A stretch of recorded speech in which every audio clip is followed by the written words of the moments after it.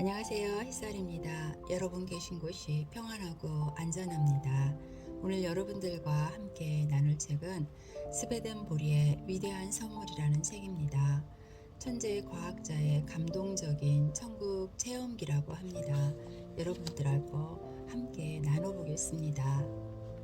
천재 과학자에서 영계를 탐구하는 영론자로 사람 누구나 의문을 갖는다. 4, 5세계가 과연 있을까?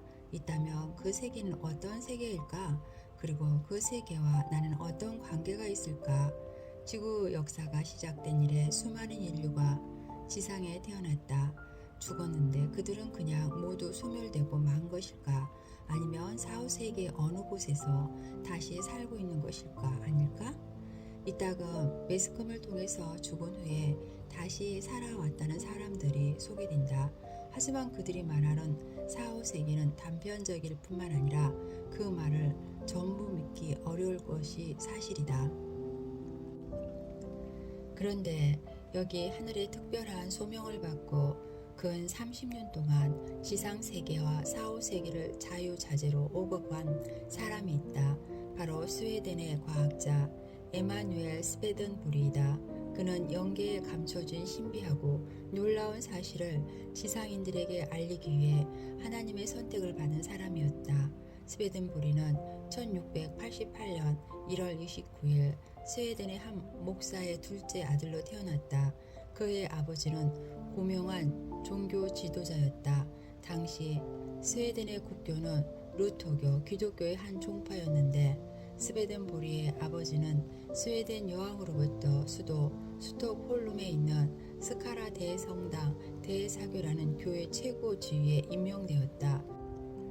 스베덴보리는 우부사라 대학교에 재학 시 그 마음이 온통 과학 분야에 있었다가 부모님은 그가 과학자가 되는 것을 반대했지만 당시 22세였던 스베덴보리는 부모님의 반대를 무릅쓰고 대학 졸업과 동시에 과학자의 길을 선택했다. 그의 아버지는 스베덴보리가 가문의 전통은 뜻을 저버리고 조속한 과학자 길에 도취한 것을 보고 크게 실망했다. 그러나 일찍이 약간의 몸으로 천재성을 유감없이 발휘한 스베덴보리는 저명한 과학자로 세상의 이름을 널리 알리게 되었다. 그리고 당시 만유인력의 법칙을 발견한 아이작 뉴턴과 같은 최고 과학자들 반열에 올라섰다. 스베덴보리의 천재성은 그의 우주 생성에 대한 연구에서도 현저하게 나타났습니다. 그는 우주의 모든 창조가 우연이 아니며 반드시 우주가 있기 전에 제1원이 있지 않으면 안 된다고 믿었습니다. 스베덴보리는 우주 생성에 대한 제1원인 곧 창조자가 있을 수밖에 없다고 인정한 최초의 과학자였습니다. 그 당시 그는 원자 물리학 분야에 깊은 연구를 진행했으며 아인슈타인 박사보다 거의 200년 전에 상대성 원리와 비슷한 논문을 발표했고 그는 논문을 통해 우주 생성 이전엔 무한한 에너지가 있었고 그 에너지가 우주 생성의 근본이었다고 말했습니다. 그런데 1745년 스베덴보리가 57세 되던 해 그의 생애에 청적 병력과 같은 불가사의한 운명의 대전환이 일어났습니다. 영국 런던에서 진리의 계시자로 부르심을 받은 이후 스베덴보리는 그렇게 심취해 있던 과학 연구에서 한순간에 손을 떼고 말았습니다. 그는 놀랍게도 과학 세계와 정반대라 할 수 있는 신비 세계인 영계를 탐구하는 대영능자로 변신한 것입니다.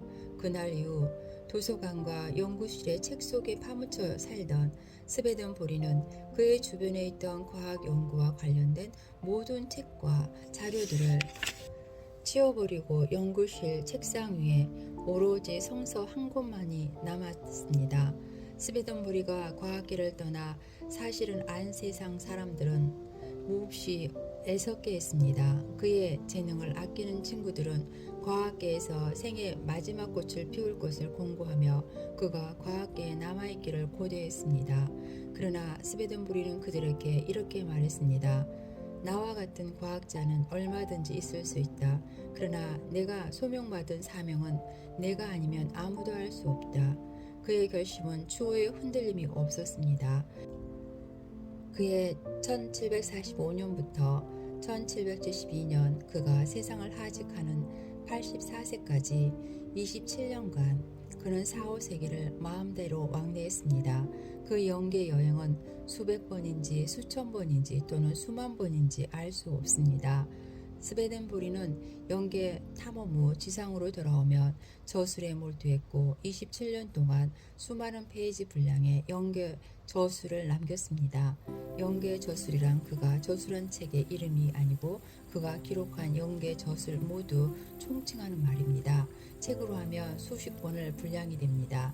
스베덴보리의 영계 저술 중에 가장 널리 알려진 저술은 천국과 지옥, 영계일기, 천국의 비위, 신의 섭리, 신의 사랑과 지혜, 영혼과 육체의 교류, 참자원 기독교, 교론회 등이 있으며 한 저술이 몇 권에 이르기도 하고 예를 들면 천국의 비위 총 8권입니다. 선한 영과 악령의 사람 빼앗기 싸움. 지상세계는 천개의 지옥과 밀접하게 연결되어 있다. 이 땅에는 수많은 선영들이 내려와 인간들을 돕고 있습니다. 그와 마찬가지로 지옥의 악령들도 지상에 내려와 여러 가지 악행을 저지른다. 지상의 인간들은 지옥의 영향도 받고 있는 것이다. 자살령도 지상에 살면서 악한 영들의 영향을 받다가 결국 자살로 자기의 파멸을 맞는 자다. 천계에서는 영계 태양의 간접 영류만 지상에 내려보내는 것이 아니라 지상의 모든 사람에게 선한 영들을 보내 수호해 준다. 그러나 안타깝게도 지옥 영들도 반드시 한 사람에 하나씩 따라다닌다. 인간은 이 사실을 인지하지 못한다. 말하자면 지상에 인간 하나를 놓고 선영과 악령이 사람 빼앗기 싸움을 벌이고 있는 것이다. 선영이 있는 한 절대로 악령을 침범하지 못한다. 성령의 힘은 만능에 가깝다. 그러나 선영이라 해서 인간에게 무조건 좋은 영향을 주지는 못한다. 그 이유는 인간이 자유의지로 어느 쪽으론가 기울어지기 전에는 선영도 악령도 중앙의 인간에게 영향을 줄 수 없다는 천리법도 있기 때문이다. 이것은 하나님께서 인간에게 완벽한 자유의지를 허락하고 인간의 의지에 의해 천국과 지옥을 결정하게 했기 때문이다. 중앙에 있는 인간이 선영 쪽으로 기울어지면 선영은 기꺼이 천국의 좋은 영향을 인간에게 준다. 그런데 인간이 악령 쪽으로 끌리면 그때는 악령의 영향을 받고 지옥 쪽으로 끌려간다. 인간은 지상에서 영계와 이렇게 밀접하게 연결되어 살고 있다. 우리는 한시도 영계와 인연을 끊고 살 수가 없다. 지옥 영들이 지상을 습격한다. 각종 투쟁과 다툼, 중병, 불행과 불운, 가지각색의 범죄, 자살 등 세상에서 일어나는 흥사의 대부분은 악령이 저지르는 일이라 해도 과언은 아니다. 그 악령은 인간이 눈치채지 못하는 방법으로 조종하여 불행의 동기와 원인을 만든다. 물론 선영도 비길 수 없는 막강한 힘을 가지고 인간을 보호하고 선으로 인도하려 하지만 인간이 악령의 유혹 쪽으로 기울어지면 그땐 선영도 방도가 없다. 창조주께서 인간에게 허락한 자유의지의 선인, 악인 모두에게 허락된 것이며 선영과 악령도 자유의지의 법도를 따를 수밖에 없다. 스베덴보리는 자신도 27년 동안 영계를 체험하며 셀 수 없는 정도로 악령들의 위협을 받았다고 했다. 스베덴보리가 선영과 악령을 선명한 유명한 말이 있다. 선영은 나비요 악령은 거미다. 선영은 나비처럼 이곳에서 저곳으로 날며 꿀을 빨고 꽃에 열매를 맺게 한다. 반면에 악령은 거미처럼 크게 거미줄을 망을 치고 잠복했다가 희생물이 걸리면 순식간에 덮쳐 포식한다. 스베덴보리는 악령의 프리즘이라고 했다. 악령들은 천계의 모든 선과 좋은 점을 모두 악한 것으로 전환시키는 재주를 가지고 있다. 영계의 태양에 쬐이는 백색 광선도 프리즘으로 받아가지고 여러 가지의 색으로 변화시키는 것이다. 스베덴보리는 악령의 본질은 다음과 같이 설명했다. 악령도 선이 무엇인지 알고 있다. 그러나 악령은 악이 무엇인가에 대하여서는 전혀 모른다고 한다. 악령들 악령들은 인간에게 별별 악한 짓을 다 한다. 그러면서도 자기들이 악한 짓을 하고 있다고는 전혀 생각하지 않는다. 왜냐하면 악이란 무엇인가를 물론이고 악이라는 것이 존재한다는 것조차 모르기 때문이다. 악령들이 흉악하고 잔인한 것은 오히려 자기네들이 선을 행한다고 생각하고 있기 때문이다. 악령은 악을 행하는데 아무런 가책이 없다. 스베든 부리는 악령들도 선이 무엇인지 알고 있다고 했다. 뭐야? 악령도 선을 알고 있다고? 무슨 뚱땅지 같은 소리야? 할 것이다. 스베든 부리의 설명은 계속한다. 그들에게는 악이고 선이다. 자기네들은 선을 행하고 있다고 확신하에 악을 자행하고 있는 것이다. 예를 들어 그들은 타인의 불행을 보고 기뻐하고 타인을 지배하며 만족감을 느낀다. 그래서 지옥의 영은 갖은 악행을 저지르며 쾌감과 만족을 느낄 때마다 자신들이 옳은 일을 했다고 생각한다. 그들에게는 악이 선이다. 위선이 진리요 범죄가 사랑인 것이다. 이렇게 선과 악이 전도되어 있는 곳이 지옥이다. 프리즘의 원리가 백석광선을 분해하듯 내려오는 천개의 선이 악이 되고 진실은 허위가 되고 아름다움은 추함으로 바뀌어버리는 것이다. 지옥의 악령들은 이와 같은 목적을 가지고 땅 위로 내려온다. 그리고는 아무런 가책 없이 무자비하게 그들의 선을 자행한다. 그것이 곧 인간에게는 불행이요 고통이요 재앙이요 중병으로 나타나는 것이다. 이와 같은 선을 행한다는 정당성을 가지고 적개심을 품고 내려오는 악령의 본질은 한마디로 말하면 불행은 이야기하여 인간 세계를 파괴하는 데 있다. 여기 지상 세계에도 여러 종류의 범죄자가 있는 것과 마찬가지로 악령들의 세계에도 별별 종류의 악령들이 다 있다. 그 중에서 가장 흉악하고 큰 불행과 재난과 고통을 안겨주는 악령은 원한에 사무친 복수심에 불타는 악마들이다.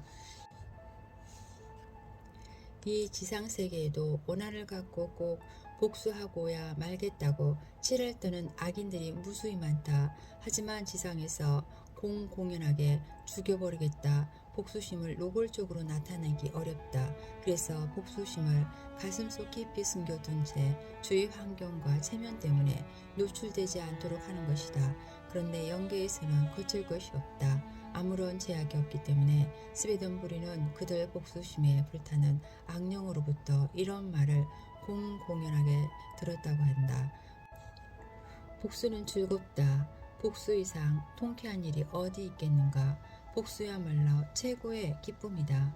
이렇게 악령들은 복수를 기쁨으로 표현하고 있다. 그래서 그들이 한번 지상에서 복수의 대상을 찾게 되면 적당히 복수하는데 끝나지 않는다. 중병에 걸리게 하며 몸을 파괴하는 정도로 만족하지 않는다. 점차 미치게 만들어 범죄를 저지르게 하여 사회적으로 완전히 매장시켜 버린다. 그리고 결국은 자살로 유인한다. 자살에 대한 스베덴 보리의 경고. 자살은 영원한 고통의 시작일 뿐 어떤 상황에서도 자살만은 안 된다. 스베덴 보리의 자살에 대한 경고는 심각하다. 그는 자살이 인간 운명의 최악의 사태를 불러온다고 했다.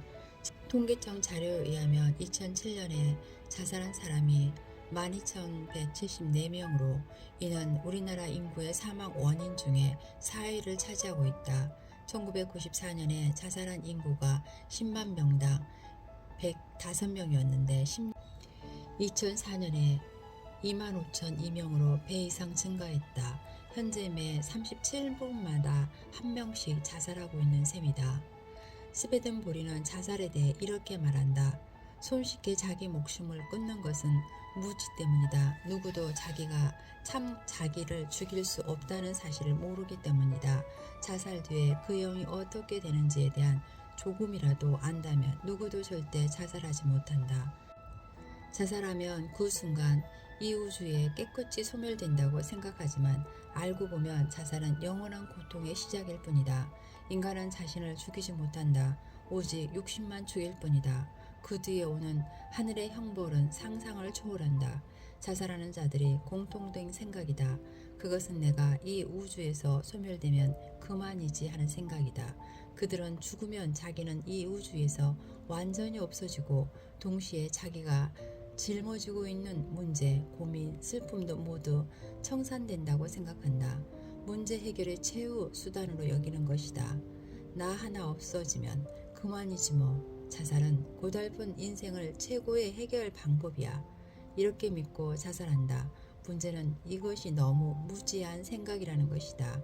알고 보면 자살은 누구도 감당 못할 더 큰 문제의 시작이다. 자살은 영원한 자신을 죽이지 못한다. 자살은 자기 소멸이 아니다. 이 우주에서 소멸되지 않고 하물며 이 지구상을 떠날 수도 없다. 자살 영인들은 지상을 떠도는 우리가 흔히 말하는 귀신이 되기 때문이다. 귀신이란 곧 악령이다. 자살 악령은 지상을 떠나 영계를 가지도 못한다. 인간은 선한 사람이든 악한 사람이든 자기 자신을 소멸시키지 못하게 되어 있다. 그것은 창조주께서 인간을 영원한 존재로 지으셨기 때문이다. 자살로 죽일 수 있는 것은 오직 육신뿐이다. 진정한 자기의 껍질에 불과한 육신이 아니라 영체이다. 자살은 인간이 저지를 수 있는 최대의 죄이다. 자살하면 어떻게 되는가? 목을 매든 물에 빠지든 약을 먹고 자살하든 그 결과는 마찬가지다. 심장이 멈추는 순간 육신에서 영체가 벌떡 일어난다. 그리고 뚜렷한 감각과 오감으로 자기 옆에 또 하나의 자기가 누워있는 것을 발견한다. 어허? 저기 누구지? 어디서 많이 보던 사람인데. 아니 저것은 나 아니야? 어떻게 된 거야? 여기 나는 뭐고 저것은 또 뭐지? 놀라움과 혼동이 엄습한다. 아니 나는 분명히 자살해서 죽었는데 이게 어찌 된 일이야. 내가 이렇게 살아있으니.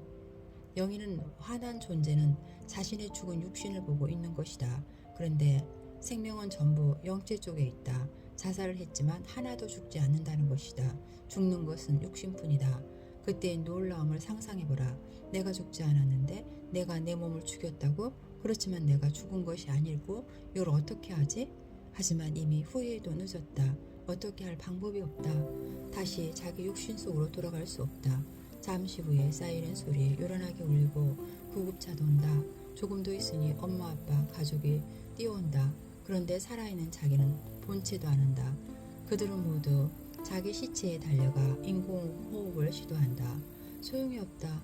죽은 육신을 본 가족들은 통곡이 쏟아진다. 이 광경을 보고 있던 영체는 너무 기가 막혀 엄마한테 달려간다. 엄마 나 죽지 않았어. 나 여기 있잖아. 나 여기 살아있어. 울부짖으며 엄마를 뒤흔든다. 그런데 엄마는 이를 알지 못하고 통곡만 한다. 자살자의 영은 구급차로 달려간다. 거기 의료 요원들 붙들고 소리친다. 여보시오, 나 죽지 않았소. 나 여기 살아있지 않소? 우리 엄마가 기절할 정도가 되어 통곡만 하는데 당신들이 좀 나가서 나 죽지 않고 살아있다고 좀 전해줘요. 이거 참 미치겠네. 의료 요원들은 전혀 듣지 못하고 싸늘하게 식어가는 시체를 들것에 실어 차에 싣고 떠난다. 아니 왜들 이러지? 내가 여기 살아있는 것이 안 보여? 나 여기 살아있다고. 자살자는 즉시 자기 집으로 달려가 안에 들어서니 집안의 초상집이다. 모두 소리내어 자기 이름을 불러가며 통곡만 하고 있다. 그는 큰 소리에 대문에 외친다. 나 죽지 않았어. 나 집에 돌아왔어. 나 여기 있잖아. 여기 있다고. 내 소리 안 들려? 황급히 쫓아다니며 한 사람 한 사람 식구들을 흔들어 보지만 아무도 반응이 없다. 그 순간이다. 대문으로 한때거리의 패가 몰려 들어오는데 모두 흉한 거짓골을 하고 있고 얼굴은 뒤틀려 괴물과 같다. 다른 자살 귀신들이 나타난 것들이다. 그들은 그를 조롱하기 시작한다. 야 이놈아 소용없어. 너는 이제 귀신이 된 거야. 귀신 우리 패가 된 거라고. 너는 이 세상을 떠난 거야. 세상 사람들은 이제 너를 못 봐. 내가 죽었다고. 이제 내 육신을 갖다 묻을 거야. 너는 이제 우리와 한패야. 우리가 하라는 대로 하라고. 멍청한 녀석. 그제야 자살자는 자신이 다시는 인간으로 돌아갈 수 없는 귀신임을 깨닫는다. 자살은 최악의 선택입니다. 그렇지만 자살자는 지방령이 됩니다. 자살자는 악령이 됩니다. 흔히 말하는 귀신입니다. 그리고 자살자의 영은 지상을 떠나지 못하게 되고 그래서 그를 땅에 묶인 지방령이라고 합니다. 지방령은 자기가 자살한 부군에 매여 지상을 배회하게 됩니다. 결국 인간의 운명은 항상 인간 자신의 손에 달려 있습니다.